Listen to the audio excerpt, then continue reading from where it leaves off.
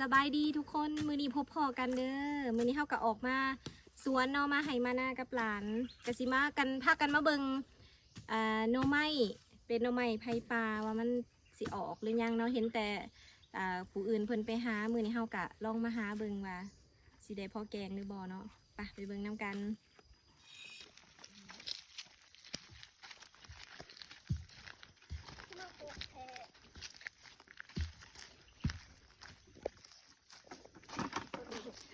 ดีได้ลินขุดต่อเลยต่อ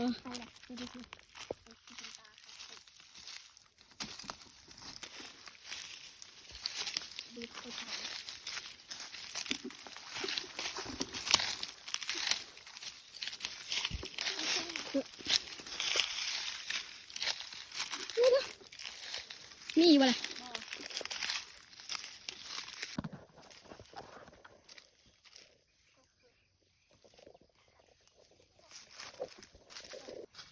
เห็นแล้วพี่น้องนี่นอหนึ่งนอมันเสียงปวดมันปวดปวดหิวแบบนี้เด้อยาวเขาได้กอเลยรับเลยอันนี้สิได้แกงดีบ่ล่ะทอดแกงดีบ่ล่ะ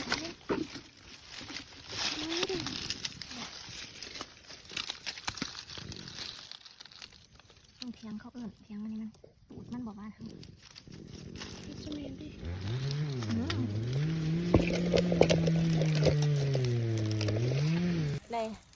ได้อันหนึ่งเฮ้ยฮักก็ได้อันเดียวนึงเดี๋ยวเสียงสั่นนี่แมนบ่แมนเสียงมันไหลนอมันนอหน่อยมันบอกแล้วเชียร์หาตรงนี้โอ้ยมันสีแกงได้สมบูรณ์อันนี้ได้อยู่หรอกพี่เปิดเลยลิลลี่กินกับอินทีเดียวบอกเรื่องมาเลยเสียงเสียงบ่ได้ดอกอันนี้ค่ะตูดมันคือว่าตูดมันแข็งอ่ะแต่มันใหญ่ก่อนปลาพี่ฮาบอลไหมพี่ฮาเอาอันนี้มันเงาเลยไม่ได้มีอะไรทุกคนมันอึดเนาะไม่ว่าอะไรมันคนนี้กระตุกหน่อยเดียวไปมันไม่คงสิออกไปหาวันอื่นก่อนไปนักเลี้ยงหน่อยโซนไหนเนาะมีทีได้เชื้อเจอแล้วมืออุปสรรคเอาเลยโดยไปหน่อยนี่ได้นี่มันก็มีอยู่มีหลายอยู่นะดึงเลยใหญ่เลยทั้งแนวอะไรไหมใส่ช่วงเนาะใส่อีเธออะไรจอยเกินไปต่อไปน้ำบอลไหนเนาะบอลนั่นนะล้างหาใหม่มาเฮ็ดเลยจะไม่ได้แล้วจะไม่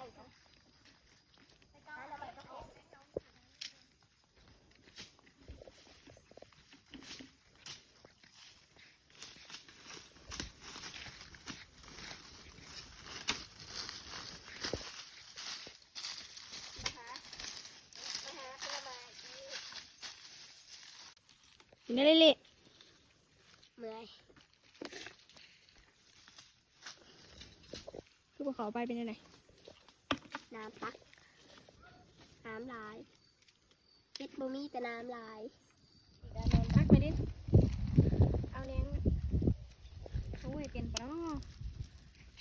คัดได้เห็ดลมบอยไปได้ยังฮักได้เอามาชมดูชึบเอาหยอดมันเด้อทุกคนโอ้ยได้ปะเนาะหลานฮักได้ปะฮักจะมาใหญ่แท้ชมดูหายแท้ระวังเกาะตาด้วย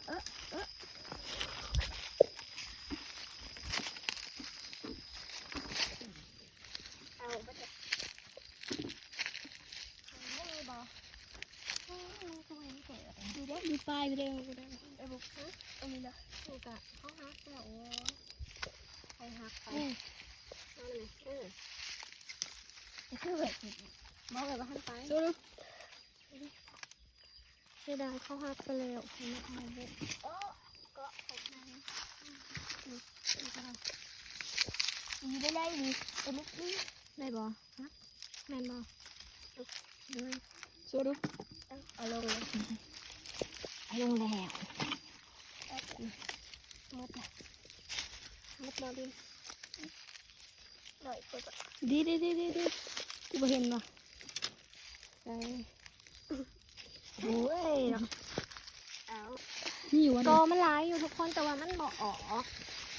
ไม่ได้จอดตายนี่มันไม่ออกก็ต้องเอาหมดแล้วอันนี้ต้องอันนี้แต่ก็สลิด ง่ายวะเนี่ยนี่ม้วนดีวะ คอยดิคอยดิ เห็นเป่าไม้แล้วเนาะ ไป ไปรักหน่อไม้ของอาย ทางเขาจะมี เอาอย่าแล้วเข้ามากายแล้วเอานี่ นี่บ่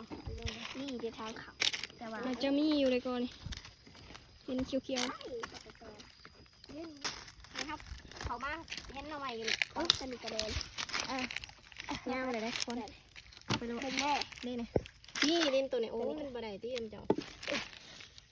กระจอยโคตร โอ้ยเราตัดเบิ่งแล้วมันเล็ดเลยเท่านี้ไม่ดึง ไอ้บุ๊กเขาเอาไปใส่เหรอได้แล้ว ไม่เห็นเดี๋ยวนั่งตรงนี้ให้ได้ ลายเกินลายเกินเลยทักมาดิ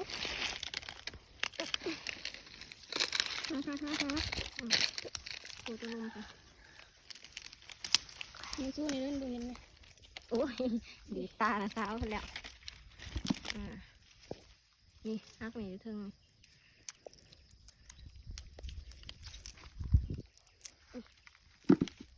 นี่บอยมันจะมีนี่อีนี่จ้ะกอะดิสมิกอ้าว นี่ ร้านกระเด็นจะเก็บตัวน้อยแล้ว ร้านเขาจะเป็นกับว่าเป็นพักแล้วกัน มันยังน้อยอยู่ตัวนี้ มันน้อย ตรงนี้กระบอก ในหลุม ติดฮัก พักมือ เมื่อแหละตาเป็นอะไรก็มาดูกันนี่มันเด้ยังอยู่ได้หนิบอยนี่เอาไว้โอ้ยเหยียบอันนั้นลุงก็เด้อ บ่อันนี้เดี๋ยว เขา เขา อยาก เอา เอา ปู ปูไปเบิ่งไปเอาข้างนอก นกอันนี้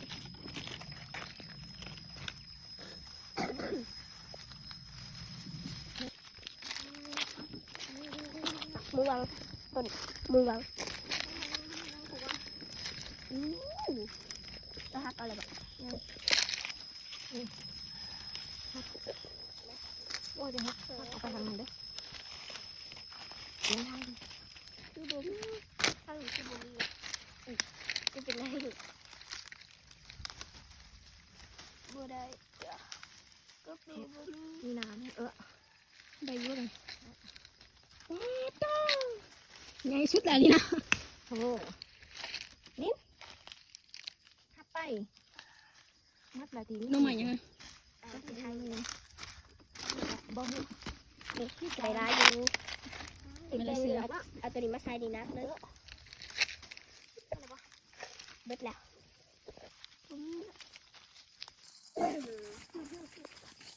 มันขึ้นไม้ไปทางเอาไป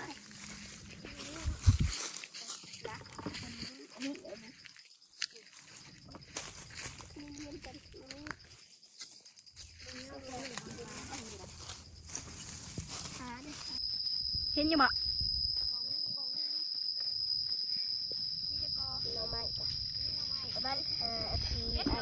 อันหกอันเจ็ดอันแปดอันเก้าสิบอันนี้แหละตัวนี้อะไรตัวใหญ่ๆ ไงตัวใหญ่ๆใหญ่สุดหมูเลยอันตัวนี้นะสีจอยแต่สูง ไปฮะข้างหน้าอีกก็คือข้างบนพกเป็นนี่เอฟก็บ่ได้ก็ไม่ก็บ่ออก เรียกมาเลยน้ำมันก็ไม่ได้เพิ่นก็ต้องก็ไม่ได้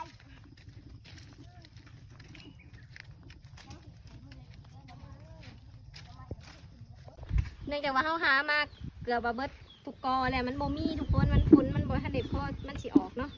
ก็ได้แต่ซ้ำนี่แหละนี่ทั้งหอนทั้งเมื่อยเฮ็ดกับบ่ได้น้ำเพลินบ่มานเลยเห็นแต่อันเขาจะลงเฟซเก็บเฮ็ดปวกเนาะเป็นตาสะออนเฮาก็อยากเก็บให้ได้บ่มีซ้ำไปก็สิพอซ้ำนี่แหละก็สิขึ้นไป ไปนางปอกอยู่ผุละโยนบอลเขาอยู่ผูปะอะไร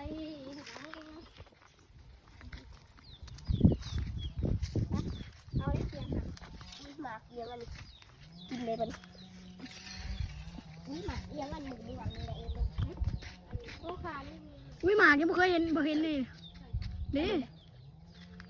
หวาพี่หมักหวาหรือหมักเอียงแล้วมันเป็นมือม่วงตะกี้ตอนนั้นมันยังเป็นเขียวๆตอนนั้นน่ะ มันเป็นกระซุกเดมก็เคี้ยวแล้วเนาะ มาซุกเอียงตอนนี้ดีเชื่อตอนนี้มาซุกตัวแม่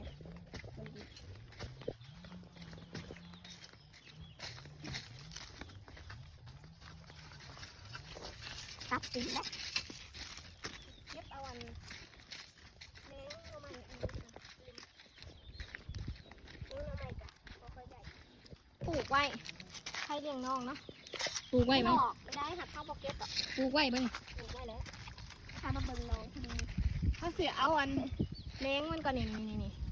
ไปเอ็นนี่ใจแล้วขึ้นมาสูงแค่เจ้าเทิงอยู่บ่โอ้ยเทิงคุณไหมโอ้ เอาไป สิหาทางเนี่ยถึงบ่ ที่ดู เขาบ่ได้ คันใด เอาเสียมมากเลยสิเกาะ คันใดมาเลยตัวนี้นะ ซ้ำแขนอยู่จักเก็บมันตกเลย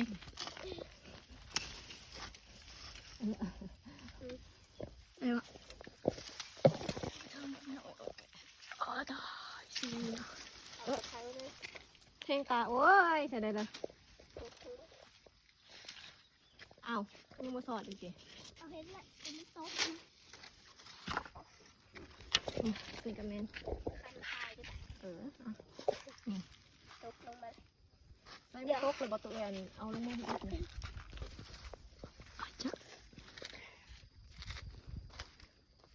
ขึ้นเสียงไหลแทงหูแทงตาไปแล้วโมเห็นหูจองเอาตะปูกเองเลยได้แบบนี้โมมี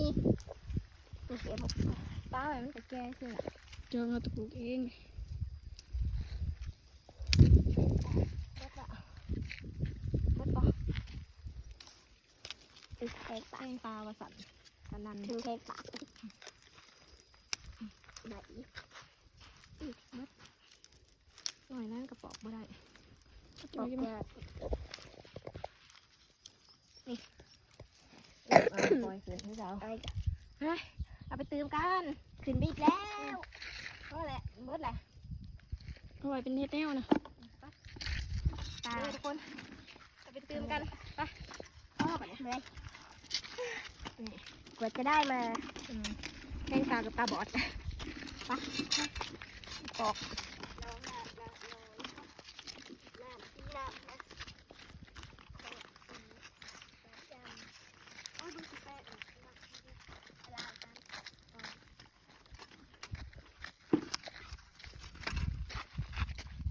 ตัดดูจะดูดำ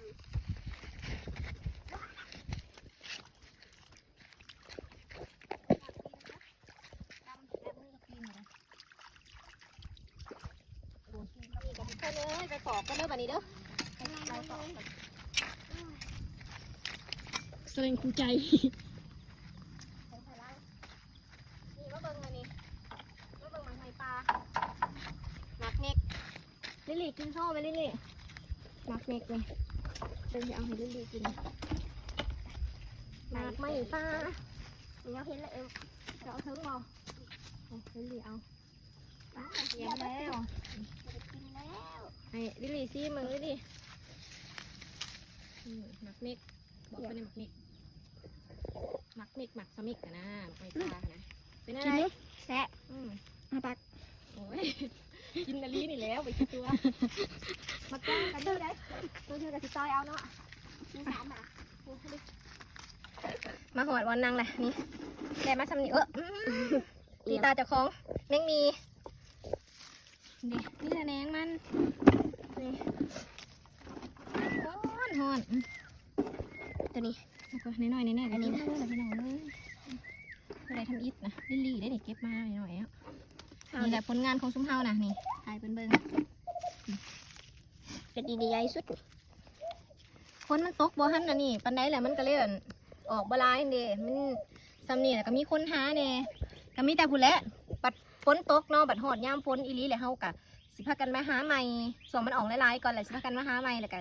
สิพาทุกคนมาเบิ่งอีกเด้อมันหลายอยู่ได้ที่จริงน่ะแต่ว่าอันนี้มันฝนมันถ้ากระตก 2-3 มื้อนึงเนาะแล้วมันก็เว้นระยะมาเลยน้ำเฮ็ดก็เคยมีแต่ว่ามันบ่ทันได้ออกมันออกก็สิมาเก็บมันนี่เฮาก็สิมาปอกหน่อไม้แหนงหน่อไม้โอ้ยแกปอกก่อนปอกสิเมื่ออันต้มอยู่เฮือนก็ออกอยู่ได้ตัวอยู่เฮือนน่ะแหนงอยู่เฮือนน่ะแล้วมาตื่มกันก็ได้อยู่เฮือนก็มี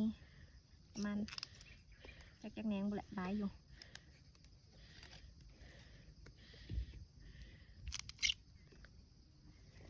ตักใส่นี่ไว้ก่อนใส่ถุงยางเมื่อแมงมี ตอมตา แมงมีตอม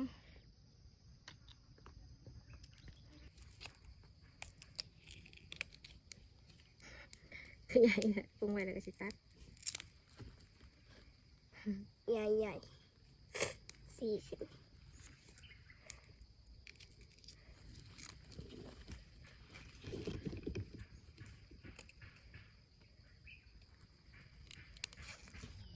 ตอนนี้เราก็สิมาเก็บยาล้างแล้วเพราะว่าแต่สาวใส่มาเก็บยาล้างเพราะว่าเอาไปแกงหน่อไม้แล้วบ่ฮู้ได้ดอกบอกว่าอันยาล้างอะมันเป็น ให้นั่งอ่ะ ยาล้า นี่ ง เป็นไงเพื่อน ได้ ตีอย่านั่งไงนี่ใบแบบนี้เก็บเอาเก็บเอานี่เอาแล้ว ใบน้อย นี่เอาเก็บเลย